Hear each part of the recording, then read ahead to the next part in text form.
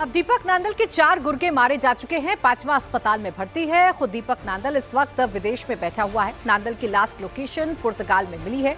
इस वारदात के बाद फिर दीपक नांदल सुर्खियों में आ गया है। उसके गुर्गों ने जिस तरीके इस वारदात को अंजाम देने की कोशिश की है, उसके बाद दीपक नांदल के नाम की चर्चा होने लगी है। अब दीपक नांदल है कौन? ये जाना माना चेहरा है, हरियाणवी म्यूजिक इंडस्ट्री का जाना माना चेहरा है दीपक नांदल, जो कि अब एक गैंगस्टर बन चुका है और विदेश में बैठकर अपने इस पूरे के पूरे गैंग को चलाता है। ये म्यूजिक प्रोड्यूसर, रैपर और परफॉर्मर के तौर पर एक्टिव रहा है, यानी कि म्यूजिक प्रोड्यूसर रहा है, रैपर रहा है और परफॉर्मर रहा है। राहुल फाजिलपुरिया और रैपर बादशाह के साथ भी दीपक नांदल ने काम किया है। 2023 में एनसीआर में फिरौती, रंगदारी वसूली के कई मामले आए और इसके बाद फिर ये विदेश भाग गया और विदेश में ही रहकर अपने गैंग को ये ऑपरेट कर रहा है। बाकायदा जो बिजनेसमैन हैं उनसे फिरौती मांगता है। 2025 में फायरिंग का मामला सामने आता है और जिसके बाद दीपक नांदल का नाम एक बार फिर से चर्चा में आ जाता है।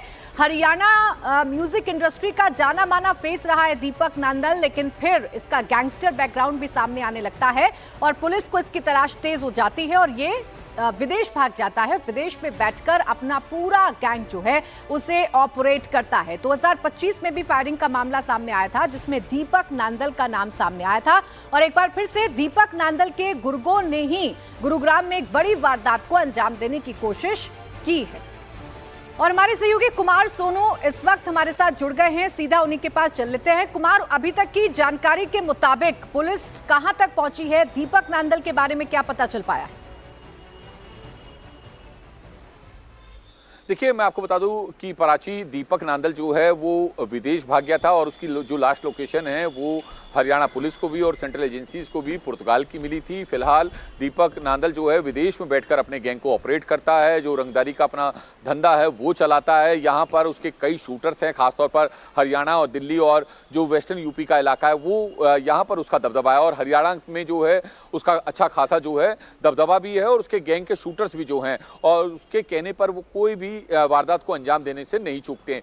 आपको बता दें कि सुशांत लोक का इलाका बेहद पॉश इलाकों में से आता है, सबसे महंगे इलाकों में से हैं। यहाँ पर जितने भी घर हैं या जितने भी लोग यहाँ रहते हैं वो अरबपति है, करोड़पति नहीं है, अरबपति, उस वाली कैटेगरी के लोग हैं। और जो ये बिजनेसमैन हैं इनका भी घर काफ़ी बड़ा है और इनको लगातार थ्रेट दिया जा रहा था दीपक नांदल की तरफ से, फ़ोन करके, मैसेज करके, ऑडियो मैसेज भेजकर कि वो रंगदारी का जो पैसा है वो जल्द से जल्द दें, एक्सटॉर्शन का पैसा जल्द से जल्द दें, वरना उनकी जान को खतरा हो सकता है। जिसके बाद बिजनेसमैन जो हैं उन्होंने पैसा देने से मना कर दिया। मामले की जानकारी पुलिस को दी गई।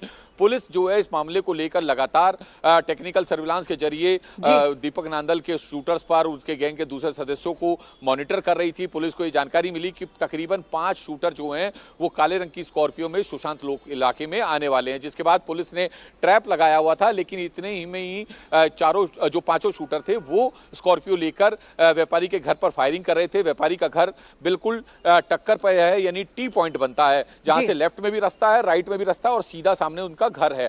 और ऐसे में तीनों जगह से जो है ब्लॉक किया गया शूटर्स की गाड़ी को, उनको सरेंडर करने के लिए क्राइम ब्रांच ने कहा। लेकिन जब शूटर्स ने सरेंडर करने की बजाय पुलिस टीम पर गोलियां चलाई तो ताबड़तोड़ उसके बाद पुलिस टीम ने भी आत्मरक्षा की तरफ से जो है गोली चलाई और तकरीबन 60 राउंड फायर हुए, जिसमें से 35 से 40 राउंड जो हैं वो बदमाशों की तरफ से चलाए गए। बाकी जो राउंड हैं वो हरियाणा की क्राइम ब्रांच की तरफ से, गुरुग्राम की क्राइम ब्रांच की तरफ से चलाए गए। फिलहाल पुलिस ने जो है इनके कब्जे से 5 पिस्टल बरामद किए, जिसमें से 3 जो हैं विदेशी सोफिस्टिकेटेड वेपन हैं और इनके पास से जिंदा कारतूस भी बरामद किए हैं। एक जो कुमार 4 ढेर हो चुके हैं, एक अस्पताल में भर्ती है। अब दीपक नांदल के बारे में भी और जानकारी जुटाने की कोशिश की जा रही है। शुक्रिया आपका तमाम जानकारी के लिए।